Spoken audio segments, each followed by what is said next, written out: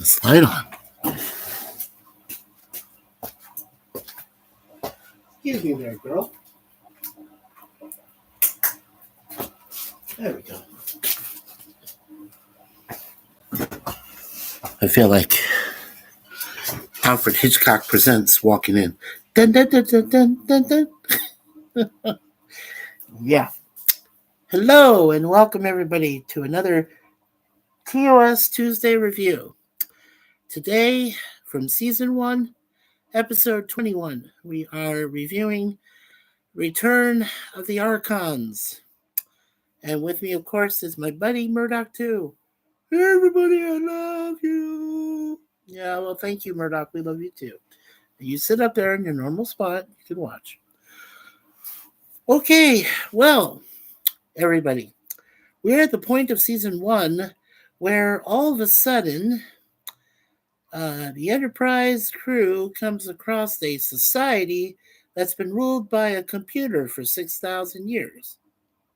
Weird, huh? It's made the populace docile, obedient, but they're not progressing.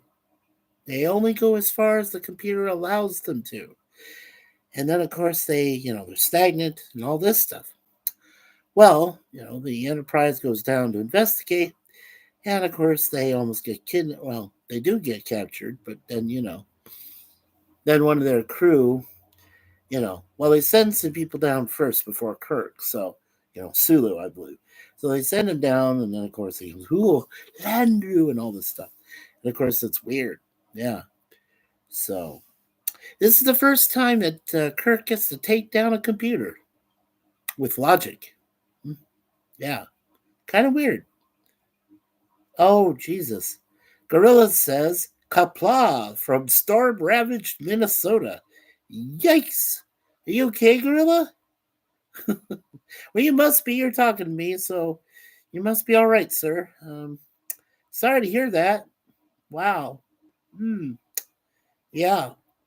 Yeah, we had a win. We just had winds last night. Not very strong, but yeah. We're supposed to get rain this week. Yeah. A lot of rain according to some of the news reports. Some of the meteorologist reports. So we'll see what happens, buddy. Yeah, so this is the first time that Kirk gets to take down the computer. Yeah. And you'll notice that he has this way about it that he's able to, mess with the computer's dominance, like the M5 later on, and, So, Nomad, he takes down Nomad, takes down Norman, who runs the Android planet, with, Harcourt Fenton Mudd in tow.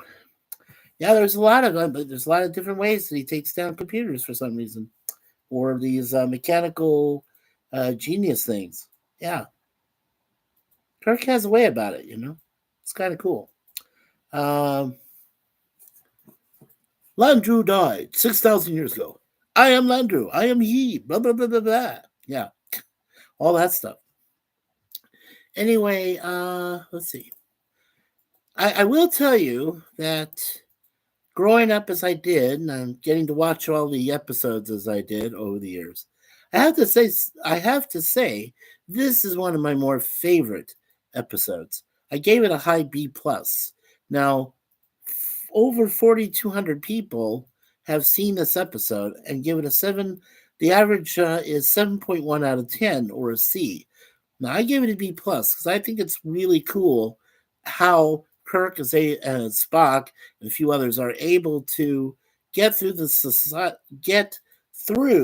society at large and try to convince them that, look, you're being ran by a computer. You guys can run yourselves. You can be your own independent planet. You don't need some machine to run you, It's kind of cool how that all comes about. But anyway. Right. Well, Gorilla, I'm glad you're all right. And kapla to you, sir. And thank you for being the first in the box. We got 2 people watching. We've got 2 likes already. Of course, one for my beautiful wife. Mwah. All right. So let's see. Let's go ahead and take a look at Return of the Archons. Okay. No, I don't need that. Okay. Seek the answer to a century-old mystery. Kirk and crew encounter a vacantly peaceful society under a 6,000-year-old autocratic rule that kills all those it can't absorb. The director of this episode was Joseph Peavney. The writers were Gene Roddenberry and Boris Sobelman. And of course, this has the usual cast of characters. Uh, William Shatner, Leonard Nimoy, DeForest Kelley. Let's see. Yeah, George Takei, James Doohan, Nichelle Nichols, and let's see. Landrew. There he is. Charles Macaulay. All right, so I think we'll go ahead and look at three. The first lawgiver, of course, is Sid Haig. You guys will recognize him once I go over his quick biography. Harry Towns played Rager, and Charles Macaulay voiced the computer Landrew. So we'll go through those three gentlemen today.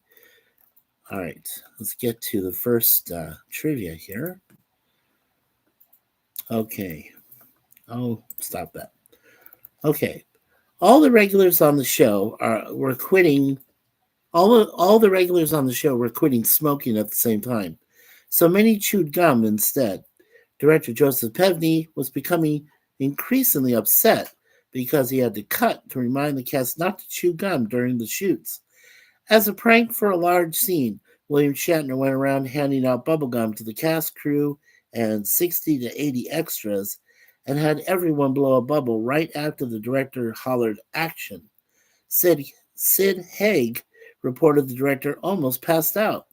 That's a source from Sid Haig's phone interview with the schlocky horror picture show for a television airing of Spider Baby or The Maddest Story Ever Told from 1967. This contains the first mention of the Prime Directive of non-interference, which the plot brings up only so that Kirk can violate it. Ben Stiller named his production company Red Hour after this episode. The location scenes for this episode were filmed at the 40 Acres backlot in Culver City, the same place where Miri in 1966 and The City on the Edge of Forever in 1967 were shot. Best known for their use as Mayberry in The Andy Griffith Show from 1960, the sets on this section of the backlot were originally constructed to portray 19th century Atlanta for Gone with the Wind from 1939. The word Archon, spelled Archon, was the title of certain Greek heads of state, most famously in the Athenian Republic. It comes from Greek root arch, meaning leader, highest, chief. It can also be found in the English words monarch, hierarchy, and anarchy, all of which are present in Landrew's society. Okay, there's a lot of extra, so let's go to the spoilers. Okay. And there are 3 spoilers, so go ahead and put your hands over those ears, people, if you haven't seen this episode. All right. This episode marks one of 4 times Kirk is able to talk a computer to death. This skill is also used in The Changeling, right, 1967, iMud in 1967, and The Ultimate Computer in 1968, with an honorable mention going to What Are Little Girls Made Of from 1966, in which Kirk's arguments get Ruck the android so riled up he suicidally attacks Corby. Cool. The ultimate fate of Landrew in Beta 3 is revealed in no small parts in 2020, broadcast 53 years later. Some of Harry Towns' dialogue was dubbed by Walker Edmiston. He also dubbed an unnamed lawgiver who runs in the hall of audiences after Landrew was destroyed by Kirk. Cool. All right, let's take a look at the goofs. Usually there are a lot, so just bear with me. All right, continuity. Okay, when Kirk and the crew run for shelter. Oh, you can take your hands off yours now. Okay, when Kirk and the crew run for shelter at Rager's house, they enter a door which has windows and curtains. But in the very next scene of them inside, the doors are completely different with no windows. When the landing party is talking to the locals, they point to a clock that reads about 2 minutes before 6. 30 seconds later, it chimes and the festival starts. When the landing party ducks into Tamar's house during the festival, it is broad daylight. However, a few minutes later, when Tamar shows them to their room, it is completely dark outside. Additionally, when Kirk looks out the window later, he can clearly see the scene outside where the street is well illuminated by the street lighting. However, the earlier shot from inside the room shows complete blackness out the window. In the dungeon, when McCoy accuses the rest of the crew not being of the body, he grabs Kirk around the neck, at which time Kirk also grabs McCoy around the neck. When the view shifts to see McCoy's face, Kirk's hands are no longer around McCoy's neck. When the scene shifts again to Kirk's face, you see his hands rising again to go around McCoy's throat. During Kirk's final Starlog entry, we cut from a shot of the view screen to an opposite viewpoint and see Kirk standing in front of the helm, whereas in the previous shot he wasn't there. Okay, there's only a couple more here. When the two hooded guards use their sticks to absorb one of the council members, both guards are pointing their stick towards the body, and one of the guards then raises his. However, in the next frame, both guards are pointing their sticks toward the body. The character of Hakon, played by Morgan Farley, speaks with an unusual rhythm and accent not shared with the other Batons. This is most noticeable when he, Redger, and Tamar meet the Enterprise crew. He says, "Then how come you here?" even though the other Batons use the verb to be in their speech. Considerable discrepancy in the size of the phaser hole made in the wall by Kirk and Spock. First, although large, it is only enough to reveal the Landru computer. Then, when looking at Kirk and Spock from the inside room, it is about 3 times the size and large enough to see Kirk and Spock's entire body. It is also large enough for them to just walk into the room. Okay, here's a spoiler. Hands over ears, there's a couple. All right, immediately after Kirk puts the Landru computer out of commission, he calls the Enterprise to check on its status. While talking to Scotty, Scotty says Sulu is back to normal. Sulu was back on the bridge in uniform. Surely Sulu would have had to undergo many tests to make sure he's able to pilot a starship. Sulu wouldn't have time to put on his uniform and get to the bridge in time, in the time it took Kirk to call the Enterprise after destroying Landru. When Kirk tries to talk to Dr. McCoy after he had been absorbed and returned to the holding cell, the part in Kirk's hair changes from the right side to the left in a close-up shot, then back to the right side in the next shot. As McCoy tries to strangle Kirk, Kirk puts his hands on McCoy's shoulders. In the next close-up, his hands are gone. The shot after that, they are on his shoulders once more. Wow, back and forth. Okay, keep the hands ears on. There's a spoiler, just one, for incorrectly regarded as goofs. Yeah, there's just one. Okay, when the festival starts, Tula is immediately caught up in it.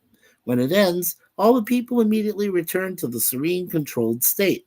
However, when Tula returns to her father's house after the festival, she is in a highly agitated state, requiring a sedative from Dr. McCoy. She should have immediately returned to the Landru-controlled state. Furthermore, if Tula were protected by her father and not part of the body, which would explain her agitated state, she would not have participated in the festival unless her father felt it necessary so as not to attract attention to his underground cell. Okay, here's a couple of revealing mistakes.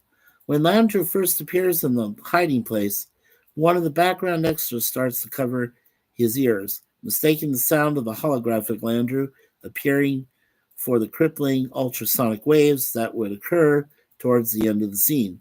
You can see his fellow extra correcting his missed cue. When Kirk's landing party are running from falling rocks, one of the rocks bounces off the head of a crewman. Wow. After the away team discovered the stunned Lieutenant O'Neill, one of them nearly stumbles over the extended foot of a stunned woman who adjusts her foot for him. After the computer Landru self-destructs, it seems that Lieutenant Sulu is back to normal.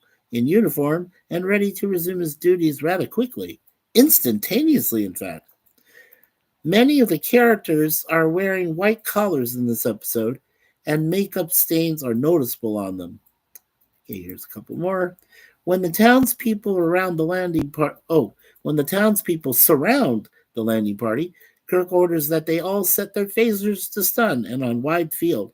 However, when they fire, the animated beam effect for McCoy's phaser has been forgotten twice. First, from the street point of view, when Kirk and Spock stun the people in the alleyway, and from the point of view from inside the alley when they fire again. When Spock is mind melding with McCoy in the prison cell, there is a light shining on them. This light turns off as the camera moves back. The only light sources are torches mounted on the walls. Okay, here's a couple of spoilers for that. At the end, when Kirk argues with the Landru computer, it catches on fire and leaves burn marks around the bottom perimeter of one of the panels. However, in the next scene, the burn marks are gone. And after Kirk destroys the Landru computer again, he reaches into his pocket for his communicator. He accidentally took it out upside down, so he has to flip it into his other hand to open the antenna. Okay, we'll get to an anachronism here in a minute. And we got 3 people. Cool. 3 likes. Awesome. Well, even though nobody watching, that's okay. No worries. Okay. Right, we'll get to the anachronism. There's just one. The crew just beamed down in the town. There's a wide shot of the street. There are electric or phone poles in the background rising above beyond the buildings. Yet when they are taken to the room where they will stay, their host lights a gas light. And there is a scene where crew or equipment is visible. When Kirk is trying to wake everyone in the dungeon, the shadow of the camera is very visible as it passes a stone wall between the camera and Kirk. Now there's a couple of plot holes. All right. In the teaser, Sulu is absorbed by a lawgiver simply touching him with his staff. It is unclear why the members of the follow-up landing party have to be taken to an absorption chamber. And it is never explained why Landru's perfect society needs the Red Hour. The purpose of this festival is never explained, nor is the event ever mentioned after the first few scenes. It is never explained why some characters are immune to absorption, even though there are enough of them to have formed an underground resistance movement. As a science officer, Spock should logically have questioned this, as it could have been the key to defeating Landru.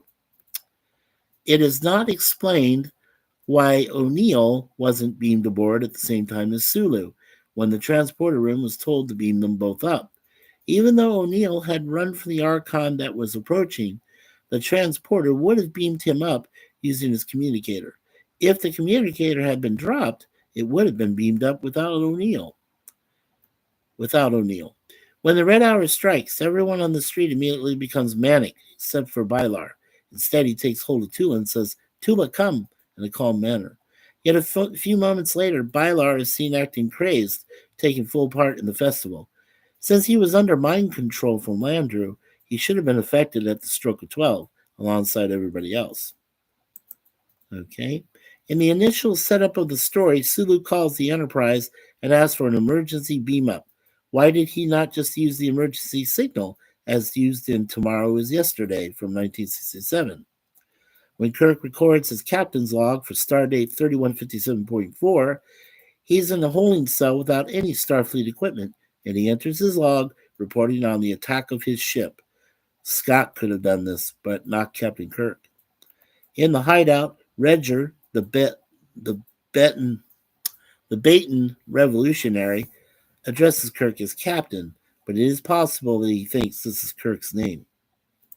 Okay, here's a couple of spoilers. After McCoy, Lieutenant Hadley, Kirk, and Spock are taken to the select room to be absorbed into Landru's society, with McCoy and Hadley taken and returned together for no known reason.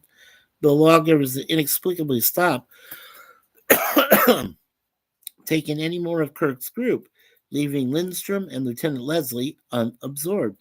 Furthermore, once absorbed, it's not explained why any of them need to be returned to the holding cell. Kirk's six-man party is put in a holding cell where they can be taken out one at a time to a select chamber for absorption into Landru's society via a special machine.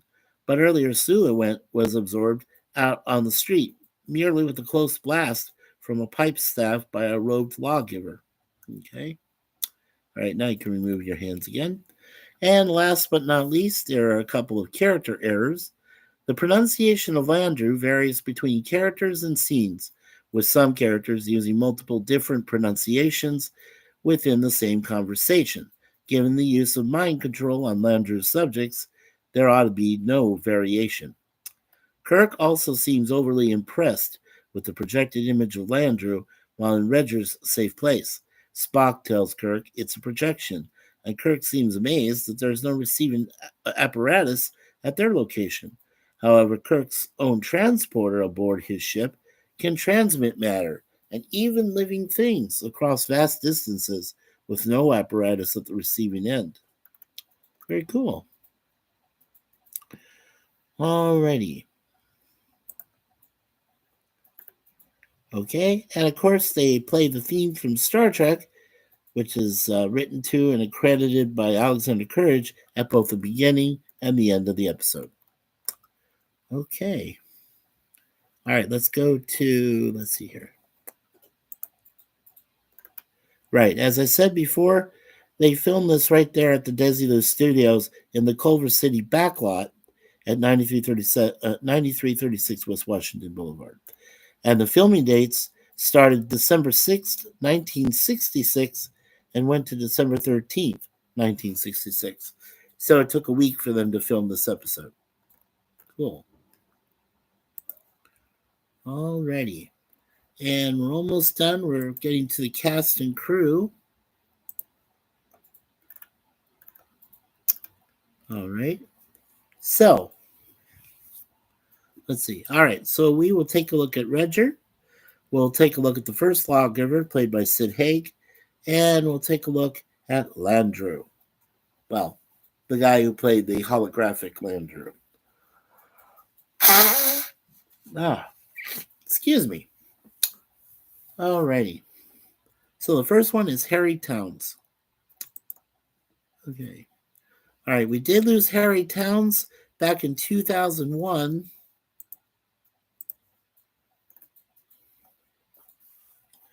He was in a movie with David Carradine called The Warrior and the Sorceress in 1984. He was born September 18th, 1914, and he died May 23rd, 2001. He was 86 years old. He was born and died in the same location, Huntsville, Alabama, where he served as an ordained Episcopal priest. Wow.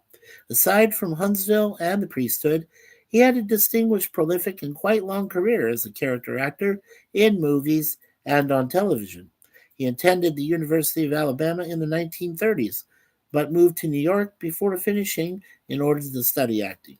He found his niche at Columbia University, where he also received his undergraduate degree. From there, it was on to roles on stage. Cool. Okay, so besides the episode that we're talking about today, in 1954, he was in a movie called Operation Manhunt, where he played Igor Guchenko. And then he did 2 episodes of the acclaimed Twilight Zone from 1960 to 61. He was Arch Hammer in one episode and Henry Ritchie in another. And then in 1981, he did appear in 2 episodes of The Incredible Hulk as Del Fry. Yeah, cool. And the last thing he worked on was one episode of a TV series which featured Valerie Harper called Valerie. He played Professor Ryan in that episode. And then before that was Simon and Simon. Cool. Hey, he was in 4 episodes of that from 83 to 88. He played Dr. Cliff Gabriel, Harry Carton, and a U.S. Senator Gershenson. Interesting. So that was Harry Towns. Okay, now we'll look at, let's see here. Sid Haig. He was that clown, you guys remember. Okay. Yeah, unfortunately, we did lose Sid Haig in 2019. Actor, producer, second unit director, or assistant director. Tall, bald, and nearly always bearded, Sid Haig provided hulking menace to many a low budget exploitation film and high priced action film. Sid Haig was born Sidney Eddie Mosesian on July 14th, 1939, in Fresno, California, a screaming ball of hair. His parents, Roxy Moradian and Haig Mosesian, an electrician, were of Armenian descent. One of the movies he did was Hanukkah. That was one of his last films he did, a horror film in 2019. He died September 21st, 2019, at the age of 80. He was in The House of 1,000 Corpses in 2003 as Captain Spaulding. He returned to do his role in the next one, the sequel, The Devil's Rejects, in 2005. I didn't know this, but in Diamonds Are Forever, uh, the James Bond film, one of the last ones by Sir Sean Connery, he was a Slumber Incorporated attendant. Interesting, 1971. And he was in Kill Bill Volume 2 in 2004. He played the role of Jay. Interesting. And it says in 2022, he was a posthumous appearance in a movie called Suicide for Beginners. He played Barry. And his very last role of 150 that he did as an actor, he did the voice of Sal in a movie called Abruptio in 2023. And that was another posthumous appearance, voice that they took from him, voice acting. So that was cool. So yes, that was Sid Haig. Right. And last but not least, we'll look at the person that appeared as Landru, Charles Macaulay. Okay. We did lose Charles Macaulay in 1999 as an actor. He was born on September 26, 1927, in Louisville, Kentucky. He was an actor known for Splash in 1984, Star Trek, of course, and Raised the Titanic in 1980. That was a good film. He died on 13 August 1999 in Healdsburg, that's Healdsburg, California. He was 71. Okay, so in Splash, that one with Daryl Hannah and Tom Hanks, he played the president. And this was actually, there were two parts he played. He played Jarrus and he played Landru's hologram for 2 episodes. Well, he was Jarrus in one episode, and then he played Landru in a second episode. Yeah, in 1967. In Raised the Titanic from 1980, he was General Dale Busby.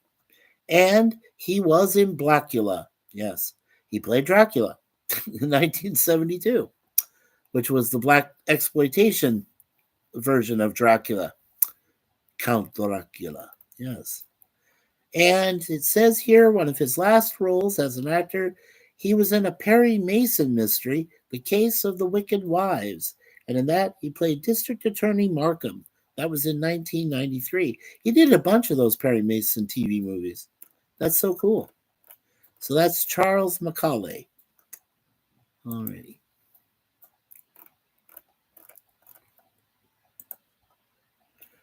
Okay, so now for next week, we have a special. And we'll also talk about Wrath of Khan, Star Trek II. The episode we're covering next week is Space Seed, the great one with Ricardo Montalban. Yes, that's one of my A+ episodes. I love Space Seed. It's fantastic. Yeah. So that will be next week here on our Lunchtime with Mikey and Murdock too. Very cool. And Mark Melnikov. Hello, Mark. Welcome, welcome. Lunchtime? Nope. I'm just having breakfast, but here I are. Well, it's okay, Mark. this is lunchtime for me, but for you, it could be breakfast somewhere else, or for somebody else way across the pond there on the other side of the world, our friend Sashi, the future time traveler, it could be almost dinner time for him. So, yeah, you know, it happens, Mark. It happens. But welcome, welcome. Thank you for being here, sir. Yeah, we just finished the episode. And like I said, next week we'll be doing Space Seed, which is one of my favorites from season one. So, yeah, an A plus grade, definitely. Come on, when you have Ricardo Montalban, you know, gotta gotta love the episode. Yeah, absolutely. And the fight scene between him and Kirk is totally awesome. Yeah, and Kirk only manages to knock him out. Spoiler. Yeah. So okay, so that'll be next week, and in the meantime, later tonight around 10 o'clock Eastern time, 9 o'clock Gorilla's Central Time Zone, he will be doing his vaunted cigar lounge. So make sure you folks are there for that today. It's Gorilla's Censored Thoughts channel. Tomorrow, of course, I get to do 2 more episodes of Get Smart. We get to review 2 more of those. That'll be again at 12 noon Eastern with Lunchtime with Mikey and Murdock too. Yep, exactly. And let's see. Thursday, I'm going to be co-hosting with Gorilla as we do another watch party of 4 episodes, quick episodes of the awesome series back in the day, Night Court. So we'll be doing that Thursday. Friday, or no, Thursday night, I'm sorry. Also Thursday night, I'm going to try to catch Charlotte Nightstar the Werewolf is one of our favorite, one of our best members of our community, and she's going to be interviewed by Netter's Network, her Thursday things. So yeah, I want to definitely check that out on Thursday. So hopefully I'll be there for that in the chat. You folks could look for me there. And then Friday, we're going to be doing the quilting, which is the Waltons episode. And then later that night, I'm supposed to be doing a panel with 3 other people as part of Troy Pacelli's Last Call that he and Ned are, both host. And we're going to be talking about the fan films that are on YouTube, the Star Trek, the Star Wars, the Marvel, the DC, all of these wonderful fan films that people are putting together using their own time, their own money, their own, whatever they have available to put it together. These people actually write better episodes and better fan film movies than most of the schlock you've seen lately in the last 20 plus years around Star Trek franchise and the Star Wars franchise. And I'm going to be talking about those specific 2 for myself. But I know that the others will also be talking about the Marvel and the DC universes, which are also either on life support or dead. So, yeah. So that should be fun. So if you folks get a chance to watch that on Friday, I think it'll be this Friday. I'm not quite sure, but I believe it should be. It should come. I heard that it should. But if it does, make sure you check out Troy Pacelli's Last Call for this Friday night. Let's see. Saturday, I'll be working with Sifdan on his normal sci-fi discussion where we talk about different things regarding sci-fi franchises, movies, upcoming things, different topics. That'll be at 5 o'clock p.m. my time Eastern. Runs till about 7 o'clock Eastern, so 5 to 7.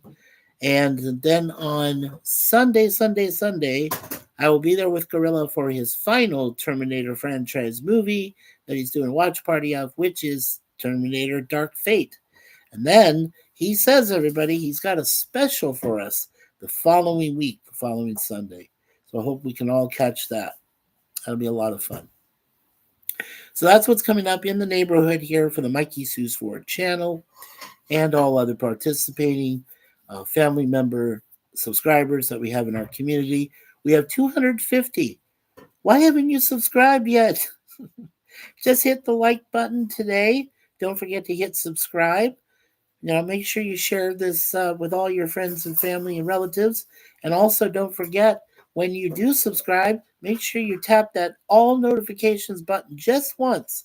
It'll notify you of future events like these webcams, like live streams that I just did a live stream yesterday about Queen Victoria Day, which was the holiday, and I hope to do one with Gorilla and Larry, my friend from Years of Adventures, uh, next week for the Memorial Day celebration for next Monday. So hopefully that'll come to pass, and we can do a multiple simulcast for that to honor all of our armed, all the men and women in our armed forces. So that'll be next week, I hope, next Monday.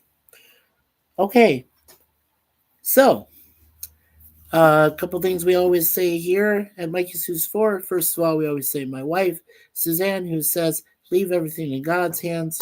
Great piece of advice. My brother Larry, who I've known for almost 50 years. It'll be 50 years next year. He works with his Be Yourself Adventures channel. Make sure you check him out there.